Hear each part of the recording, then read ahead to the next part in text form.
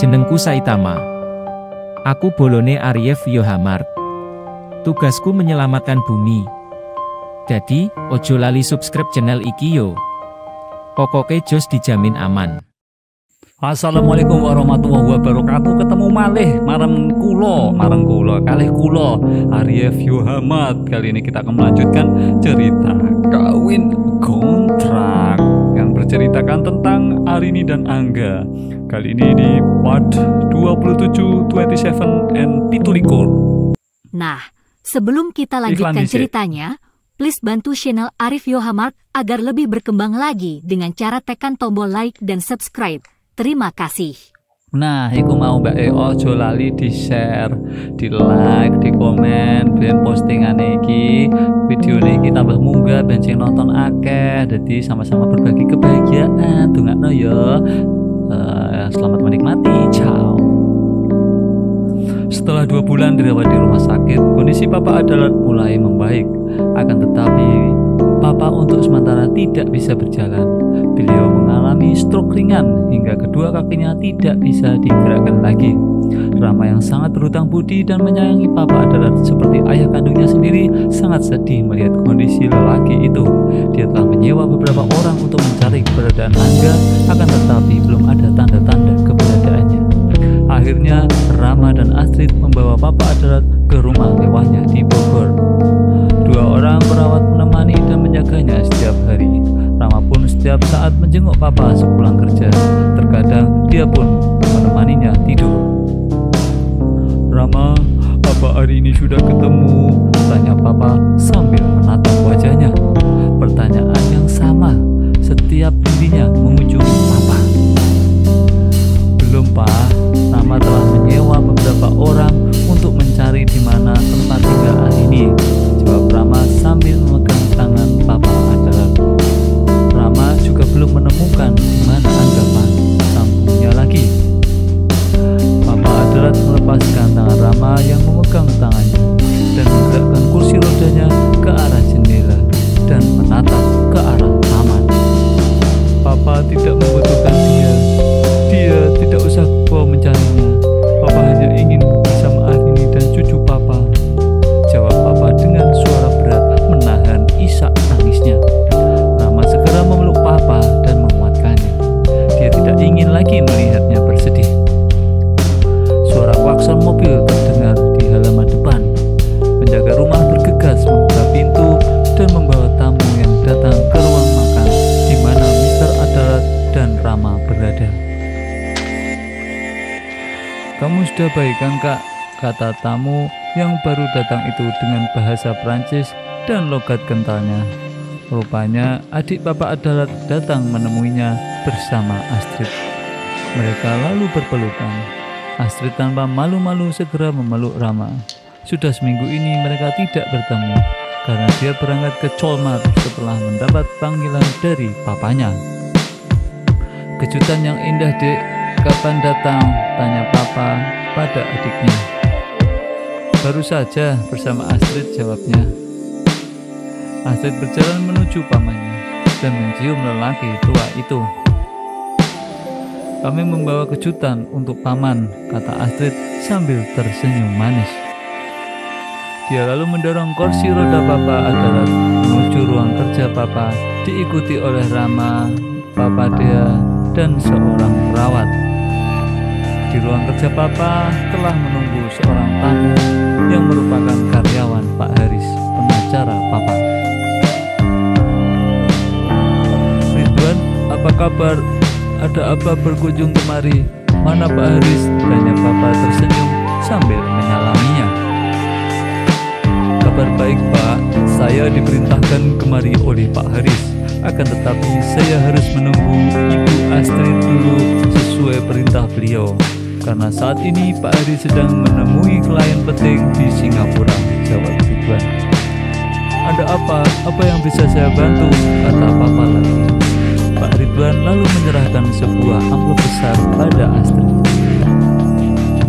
Astrid lalu membukanya dan mengambil sebuah cakram di dalamnya. Dibantu Rama, mereka memutarnya. Layar TV berukuran cukup besar itu memutar sebuah kenangan yang membuat semuanya terisak. Papa Adalat nampak duduk di samping kakaknya, Papa Astrid dan memeluk pundaknya Rama dan Astrid. Memilih duduk di samping dan lantai bawah. Semua pandangan terarah pada layar kaca itu. Halo Papa, maaf karena hari ini merekam video untuk Papa.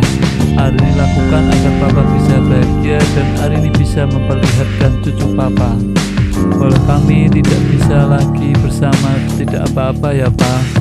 Jangan bersedih, semoga nantinya Mas Angga mendapat pasangan yang lebih baik lagi. Saat ini Arini akan melahirkan Papa. Kandungan Arini berusia 7 bulan lebih.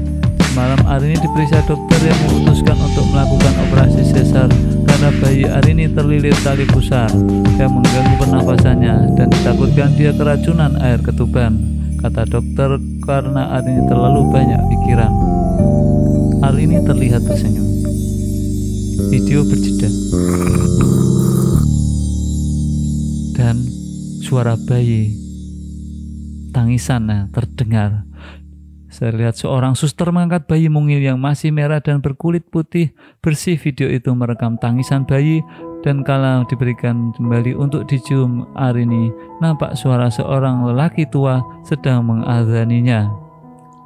Arini nampak cantik dalam balutan pakaian operasi. Kecantikannya tidak luntur sedikit pun. Senyumnya masih menghiasi bibirnya.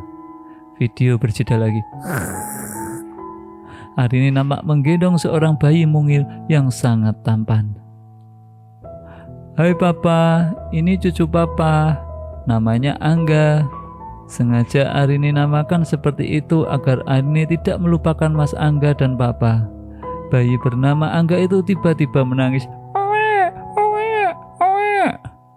Nampak seorang bayi berparas bule sedang bermain sendiri dan tawa dalam box sebuah tempat tidurnya saat digoda oleh seorang lelaki tua dan Arini. Di dalam tempat tidurnya bayi mungil itu bermata biru dan berambut coklat muda. Bayi berparas bule yang berwajah sama seperti Angga ayahnya. Semua ketampanannya laki itu diturunkan pada anaknya Angga Junior. Video berakhir. Isak tangis terdengar dari mulut Papa Adalat. Rama mengusap matanya yang melihat berkaca-kaca. Astrid menumpahkan kesedihannya dan menangis dalam pelukan Rama. Semua ruangan penuh dengan tangisan. Pak Ridwan lalu mengambil sebuah amplop coklat lagi dari tas kerjanya dan menyerahkan pada Mr. Adalat. Dengan berurai air mata dia lalu membuka amplop itu. Bapak Adalat kembali terisak kala melihat beberapa lembar foto anak bayi. Dia memeluk semua foto-foto berukuran 10R itu. Hanya foto Angga Adalat Junior. Nama bayi seperti yang tertulis di sudut bawah foto. Foto Angga Junior yang berusia mulai 1 bulan hingga 5 bulan. Rupanya waktu begitu cepat berlalu hingga kepergian Arini yang sudah hampir 7 bulan lamanya sama sekali tidak terasa. Mr. Adalat kembali terisak dan tiba-tiba dia mulai menggerakkan kakinya. Dia memekik kecil dan berusaha berdiri dari kursi rodanya. Perawat yang melihatnya berusaha membantunya. Sebuah keajaiban terjadi. Papa Adalat kembali bisa berdiri setelah mengalami kelumpuhan selama 3 bulan lamanya. Rama dan Astrid segera memeluk lelaki tua itu. Kita harus mencari Arini dan cucu Papa sekarang, kata Papa sambil menangis. Ajaib ya, waktu terus berlalu. Untunglah Papa mau menuruti nasihat adiknya untuk memulihkan kondisinya sebelum mencari keberadaan Arini. Rama dan Astrid tetap melakukan tugasnya sehari-hari, dan beberapa orang yang ditugaskan mencari Arini dan Angga telah datang menemuinya untuk melaporkan hasil pencarian mereka. Selamat siang Pak Rama. Maaf jika saya terlambat melaporkan penyelidikan saya, kata seorang lelaki bertubuh kecil saat menjumpai Rama, Papa Adalat dan Papa Astrid di Bogor. Bagaimana? Apa kamu sudah bertemu Arini? Tanya Papa dengan tidak sabar. Laki bertubuh kecil itu memegukkan badannya dan mengeluarkan beberapa lembar foto dari dalam tas punggungnya. Tat. Sebulan lebih saya mencari keberadaan Ibu Arini. Dia telah meninggalkan Lebak Harjo sebulan ini. Rumah orang tuanya kosong dan hanya dibersihkan oleh budinya, kata lelaki itu menjelaskan sambil memberikan 3 lembar foto. Saya terpaksa harus menunggu Pak Dewa yang berangkat sendiri sebelum kedatangan saya di sana. Beliau sempat bersikeras tidak mau memberikan alamat Ibu Arini karena takut. Akan tetapi saya bisa meyakinkan Pak D-nya jika ada pesan dari Pak Angga. Lelaki itu lalu memberikan sebuah alamat beserta foto rumah yang ditinggali Arini di Malang. Dalam foto itu nampak Arini tengah menyiram bunga yang tersusun rapi dalam pot dan menghiasi teras rumahnya. Seorang wanita nampak berbincang dengannya. Itu Dea dan Arini, kata Papa sambil meraih selembar foto yang diletakkan di atas meja. Rama juga mengambil sebuah foto Arini yang tengah membeli sate. Foto yang sangat dekat dan sangat jelas.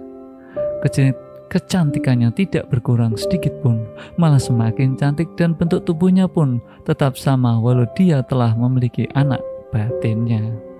Bagaimana kamu bisa sedekat ini mengambil gambarnya? Tanya Rama. Rahasia dong. Kebetulan saya lagi makan Pak. Ibu Arini datang membeli sate sepulang mengajar, jawab lelaki kecil itu. Apa? Mengajar? Tanya Papa Adalat dan Rama hampir bersamaan.